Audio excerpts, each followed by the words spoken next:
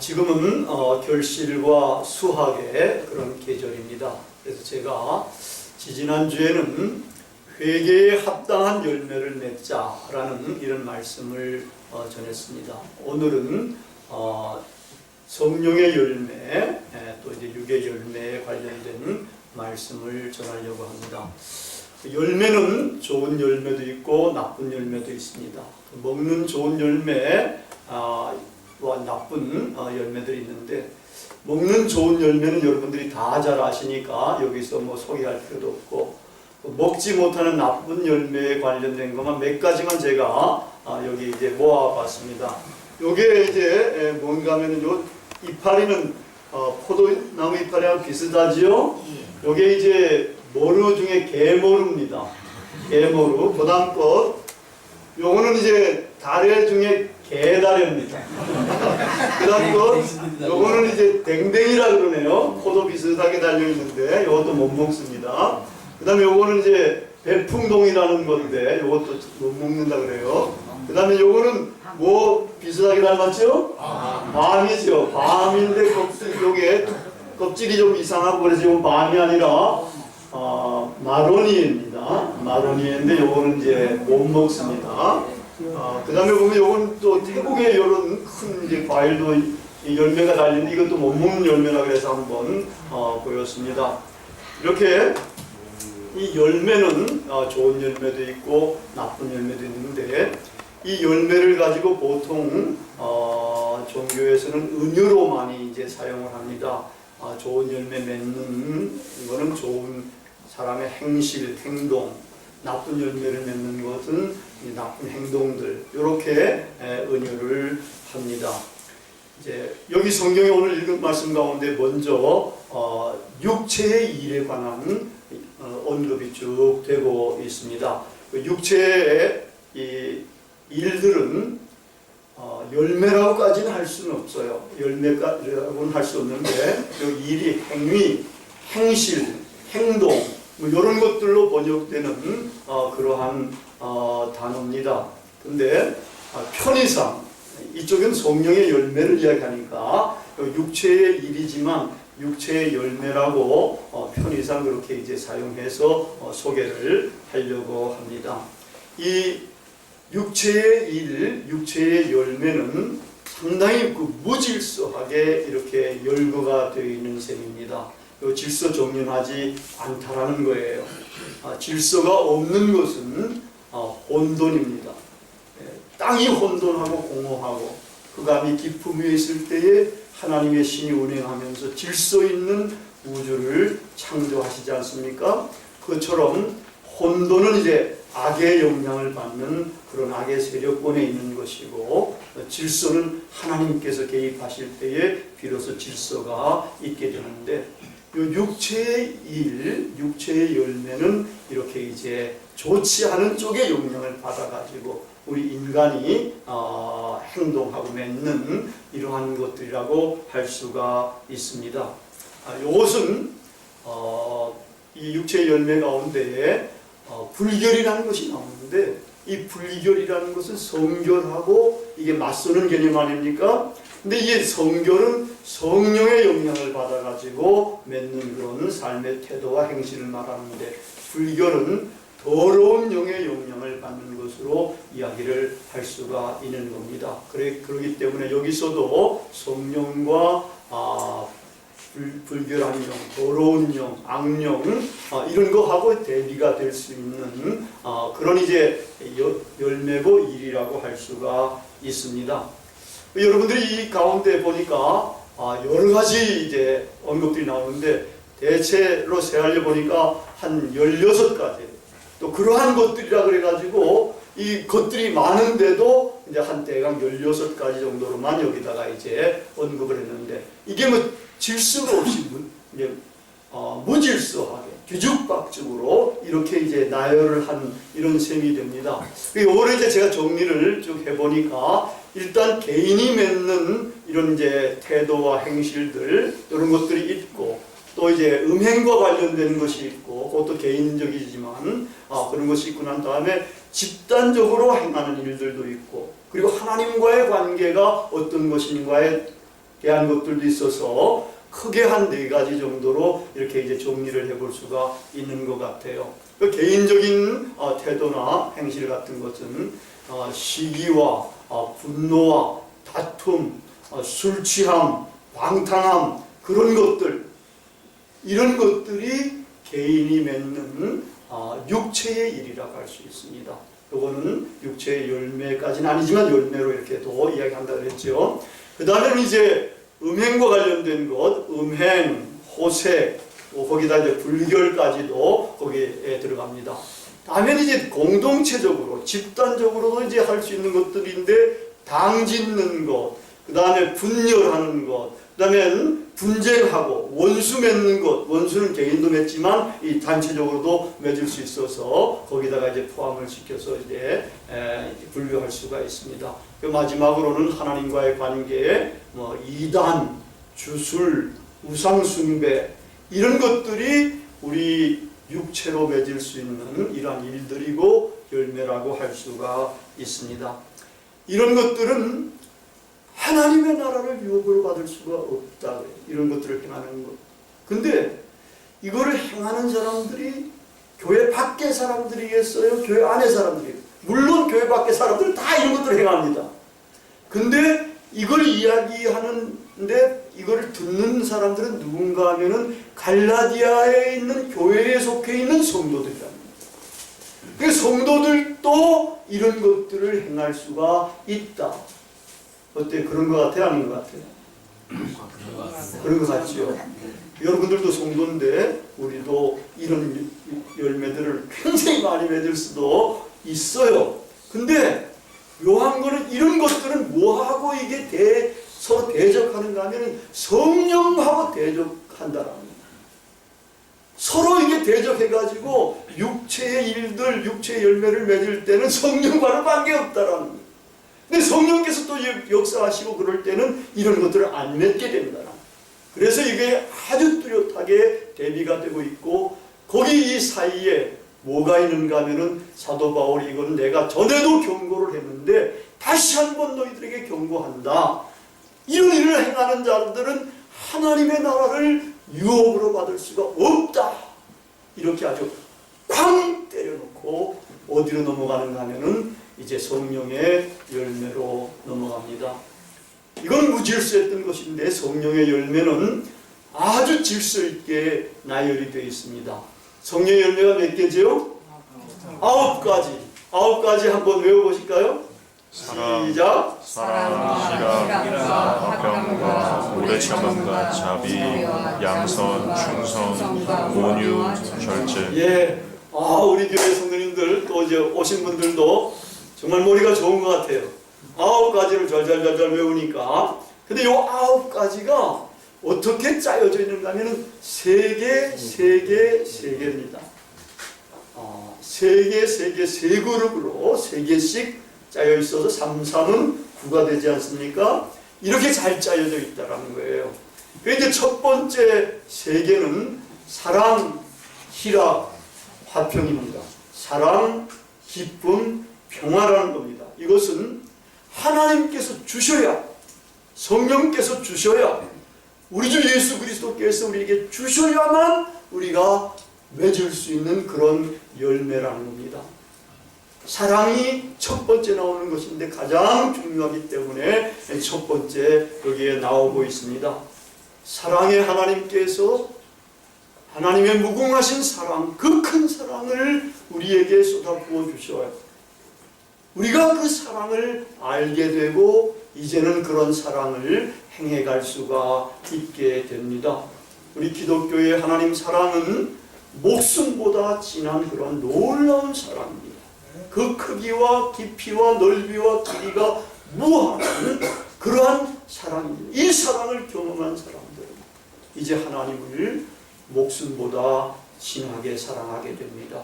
그래서 하나님을 그렇게 사랑하면서 하나님께서 요구하시는 이웃사랑들을 행해가게 되는 거지요. 그 이웃사랑 가운데서 특별히 어려운 사람들, 영락한 사람들, 사회에서 멸시천대를 받고 쉽게 경멸당할 수 있는 이런 사람들을 그렇게 대하지 않냐. 인격으로 대하고 존귀하게 여기고 사랑해 가는 것, 이것이 이제 사랑이라고 할 수가 있습니다. 기쁨과 평화도 하나님께서, 주님께서 주셔야만 합니다. 우리 인간이 정말 주님 안에서 안식을 누리기까지, 평화를 누리기 전까지는 우리의 인간에게는 쉼이 없다 그러지 않습니까? 하나님께서 우리에게 이렇게 기쁨과 평화를 주셔야 정말 세상에 빼앗을 수 없는 그러한 기쁨과 평화가 우리 마음속에서 솟아나게 되는 것이죠. 그러면 왜 붕이 많이 분다 하더라도 우리의 근본에 있는 기쁨과 평화는 흔들리지가 않게 되는 겁니다. 이런 기쁨과 평화도 여러분의 마음속에 충만하기를 바랍니다. 근데 평화는 이 개인적인 평화도 있는데 이 공동체의 평화가 중요합니다. 가정에서도 평화가 중요한데 개인들은 이렇게 이루어지는데 부부 싸움도 일어날 수도 있잖아요. 그럼 평화가 깨지는 거죠. 이 평화는 어떤 식으로 공동체에서는 이루어지는가 하면은 주님이 자기의 주가 되셨을 때, 서로 주님이 주가 되셨을 때에 사람들이 있을 때는 이게 이제 평화가 이루어집니다. 근데 주님이 주가 아니고 한 사람은 주님이 주인데 한 사람은 자기가 주가 되어 있을 때는 이게 서로 충돌이 돼가지고 이제 평화가 이루어지지 않게 됩니다. 이 평화는 하나님께서 규정해 주신 대로 존재하는 상태가 이게 평화입니다.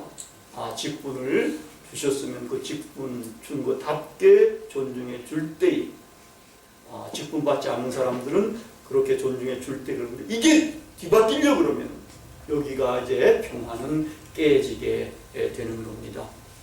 이제 두 번째 성령의 열매 세 가지는 오래 참음, 자비, 양선입니다. 이 두 번째는 또 독특한 것은 하나님의 성품, 하나님의 태도라는 겁니다.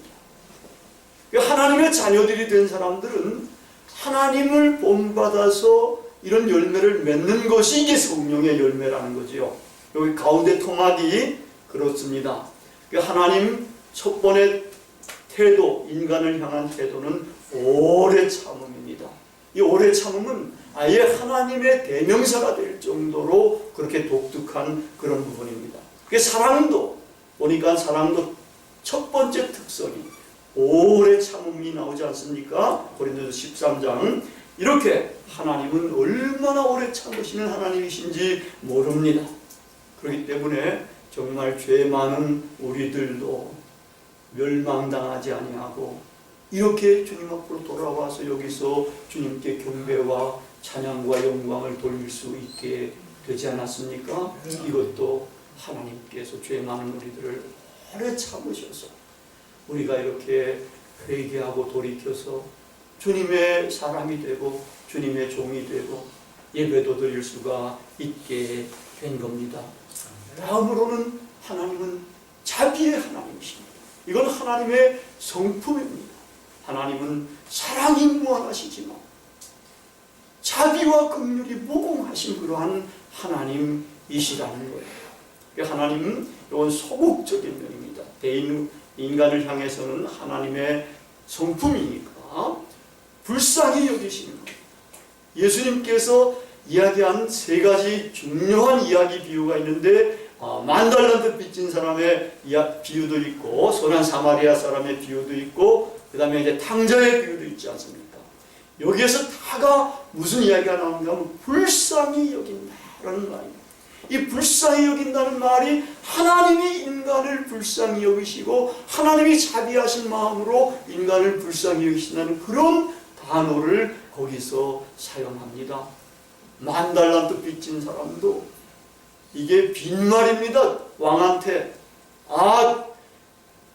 갚을 때니까 좀 기다려달라고 참아달라고 하는데 도저히 갚을 길이 없는 그건데도 이 왕은 불쌍히 여겨서 그를 탕감해주지 않습니까? 이 만달란트는 우리 죄인들, 죄가 많은 인간을 시사하고 왕이 탕감해 주는 것은 죄 용서를 시사해 주는 것입니다. 뿐만 아니라 그 선한 사마리아 사람 비유 보면은 강도 만나가지고 거반 죽게 된 사람. 뭐 제사장도 그냥 지나가고 레위인도 그냥 지나가지만 사마리아 사람은 그를 보고 불쌍히 여겨가지고 극진하게 그를 치료해 주지 않습니까? 하나님은 그런 하나님이시랍니다. 또 이제 탕자에 비유해서 이 탕자가 아버지 유산을 미리 받았다는 것은 아버지와 이제 가족 관계를 끊어버렸다는 걸 말하는 겁니다. 그런데 나아가지고 다 써버리고 정말 거지몰골 해가지고 돌아오는데도 아버지는 그 모습을 보고 불쌍히 여겨가지고 뛰어가서 환대를 하고 그리고 아들로 회복시켜 주시지 않습니까? 하나님은 이러한 자비의 하나님이시라는 겁니다. 그분의 자비와 긍휼이 그렇게 무궁하시다는 겁니다. 하나님은 여기서 머무르시는 것이 아니라 조금 더 적극적으로 나가십니다. 선을 베풀어 주시는 하나님이시랍니다.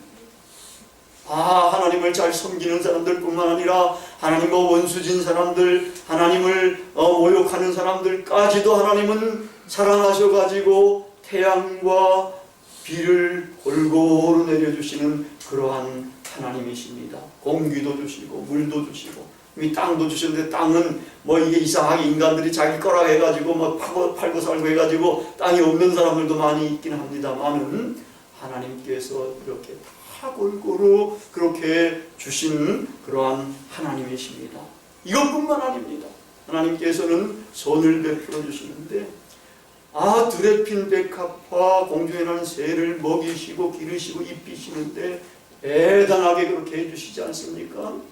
입히시는데 솔로몬의 영광보다도 더 찬란하게 그렇게 입혀주시는 그러한 자비로우신 하나님, 선을 행하시는 하나님.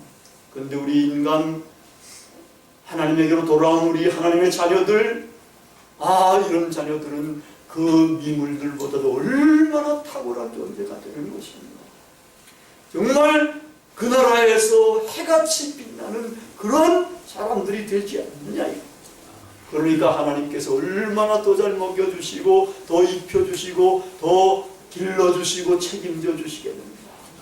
시편 23편에 보면은 원수의 목전에서 진수성찬을 베풀어 주신다.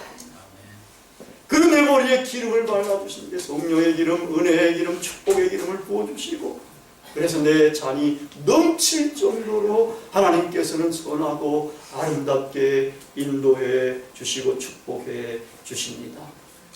아브라함에게 하나님은 지극히 큰 상급으로 나타나신 하나님이십니다. 아브라함의 후예들 우리들에게도 그 하나님은 지극히 큰 상급으로 다가오시는 하나님이 되시는 것입니다. 이렇게 하나님은 양선을 베풀어 주시는 선하신 하나님이십니다.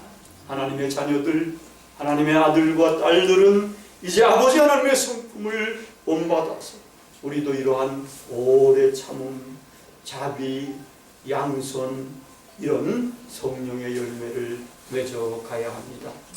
마지막 세 번째 성령의 열매는 충성, 온유, 절제입니다. 이것은 놀랍게도 헬라 사회의 미덕에 해당됩니다. 여러분 헬라 사회의 미덕은 이런 미덕인데 우리 동양에서는 어떤 미덕이 되겠나요? 인의, 여지심 이런 것들이 미덕이 될 수가 있습니다. 여기 헬라 사회의 미덕을 몇 가지를 가지고 이제 성령의 열매 마지막 요 세 가지 그룹을 만든 셈이 됩니다. 여기에 충성은 요거는 충성이란 말은 원래는 마음의 중심 이런 건데 이것이 이제 정치 이데올로기화 돼가지고 정권이나 이런 데 충성하는 이런 개념으로 사용됐습니다만은 요 의미도 사실은 이제 충성이라는 것보다도 신실, 신의를 지키는 것, 충실 이런 의미로 사용되는 그러한 단어입니다. 우리가 이렇게 상대방 다른 사람들과의 관계에서 신의를 지킬 수가 있어야 돼요. 대신 땡기는 사람들, 뒤통수 치는 사람들, 뭐 딴지 거는 사람들도 굉장히 많지 않습니까? 그래가지고 여기 이제 우리 그 길벗교회 식구까지 되신 분들도 있는 것 같더라고요. 남을 도와줬는데 완전히 이렇게 이제 뒤집어 써가지고 어려움을 당한 사람들도 있더라고요. 근데 우리 성령을 받은 사람들, 성령의 열매를 맺는 사람들은 신을 지키고 신실하게, 성실하게 그렇게 살아가야 됩니다. 다음에 온유는 예수님의 성품에 해당될 정도로 굉장히 중요한 미덕입니다. 온유한 자가 땅을 유업으로 받는다 그랬잖아요. 온유라는 것은 대강 부드러운 사람들, 상대방에 대해서 부드럽고 화를 잘 내지 않고 하는 이런 부분이라고 볼 수가 있을 것입니다. 온유한 자가 땅을 유업으로 받는데 이 땅은 세상 땅이라기보다는 하나님의 나라를 의미를 합니다. 이 세상에서는 좀 강한 자, 강포한 자들이 땅을 좀 더 많이 갖는 것 같아요. 그리고 이제 자기가 많이 가지고서 딴 사람들은 그게 못 가지고 힘들다 하더라도 그 땅값만 오르기를 바라는 사람들이 너무 많잖아요. 그런데 그런 사람들은 이 세상에서 그 땅을 가지고 살다가 죽으면 딴 데로 가겠지만 이 하늘나라를 소유를 하지 못하게 됩니다. 하나님 나라는 강포한 자가, 강한 자가 얻는 게 아니라 온유한 자가 하나님 나라를 얻을 수가 있습니다. 마지막 열매 절제는 헬라 사회에서 가장 소중한 미덕이었습니다. 거긴 돈 쓰는 것도 그렇고 먹는 것도 그렇고 노는 것도 그렇고 성적인 관계도 그렇고 전부 다 절제를 좀 해야 됩니다. 놀라운 건 우리나라는 댄스홀이나 이런 데 가면은 전부 다 좀 이상하잖아요. 근데 이제 그쪽에서는 그런 것들이 사교 댄스로 돼가지고 굉장히 괜찮게 절제도 제법 잘 하면서 이렇게 이제 하지 않습니까? 이런 것들이 그쪽의 미덕으로 내려오다 보니까 이렇게 이제 돼가는 것 같아요. 그러니까 절제가 굉장히 중요한 그런 미덕입니다. 과유불급이라고 정도가 지나치면 미치지 못하는 것 같다라는 말이 있는데 정도를 넘지 않도록 알맞게 조절하고 자기 스스로를 다스려야 합니다. 이 성경의 잠언 16장 32절에 보면 제가 어렸을 때부터 좋아했던 그런 말씀인데 노하기를 더디하는 자는 용사보다 낫고 자기를 다스리는 자는 성을 빼앗는 자보다 낫다. 노하기도 더디하고 자기를 다스리도록 노력을 많이 해야 됩니다. 그때부터 이제 이 말씀을 많이 이제 좋아했는데도 아직도 이 부분에 대해서 완전하지 못한 그런 제 자신을 볼 수도 있어요. 그렇지만 하여튼 끊임없이 노력하면서 우리가 이제 이런 열매들을 맺어 가야 합니다. 지난주에 우리 이종택 목사님께서 바람이 임의로 불매하시면서 성령을 받는 것에 대해서 말씀을 전하셨습니다. 여러분 성령 받았습니까? 아멘. 네.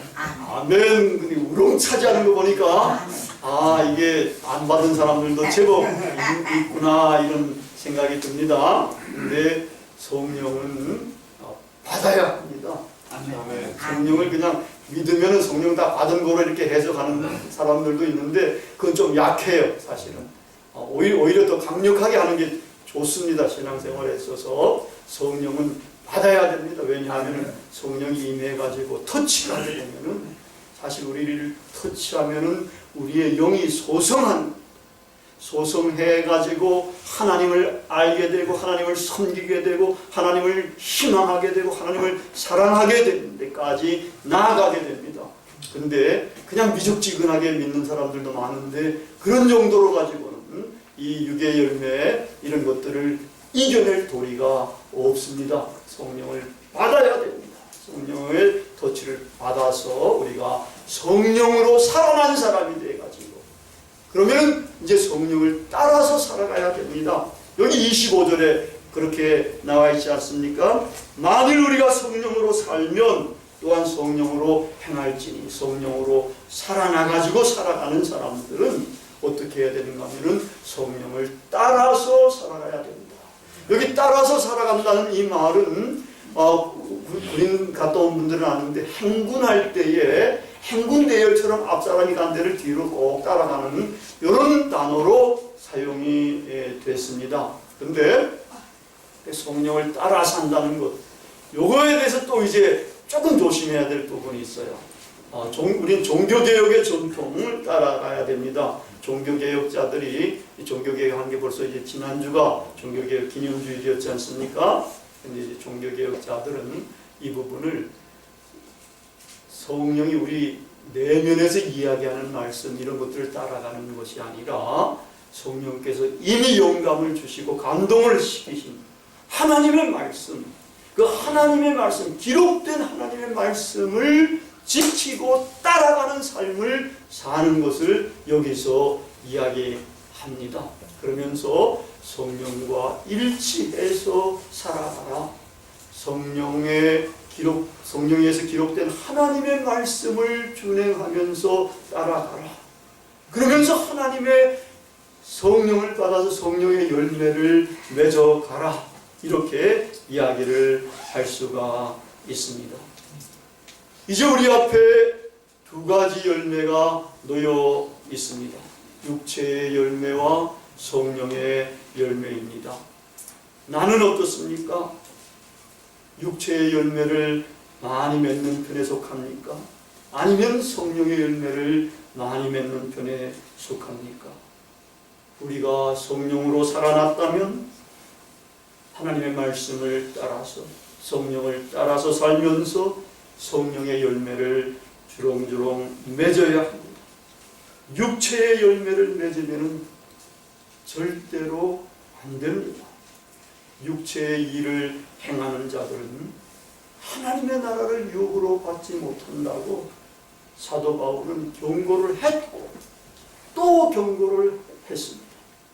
그리고 이 텍스트를 보면 거기에 완전히 중심에 놓여져 가지고 있어서 굉장히 강조를 하고 있는 것입니다.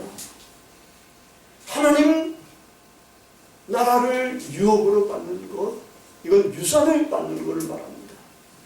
유산은 아들이 아버지로부터 받는 거예요. 요즘은 딸들도 아버지로부터 받지 않습니까? 하나님의 아들과 딸들이 하나님으로부터 받는 것이 유산이 됩니다.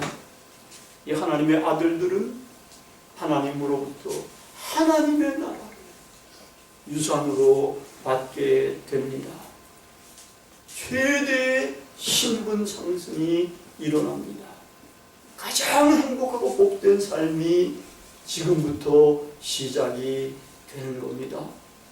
하늘나라에서 정말 해같이 빛나는 그러한 영광된 삶이 우리 성령의 열매를 맺는 형제 자매님들에게 임하게 되는 것입니다. 우리 길벗교회에 또 오늘 오신 여러분들 모두가 다 이제는 육신의 일, 육의 열매를 지향하고 성령의 열매를 주렁주렁 맺으시는 존귀한 하나님의 자녀들이 되시기를 바랍니다. 기도하시겠습니다. 우리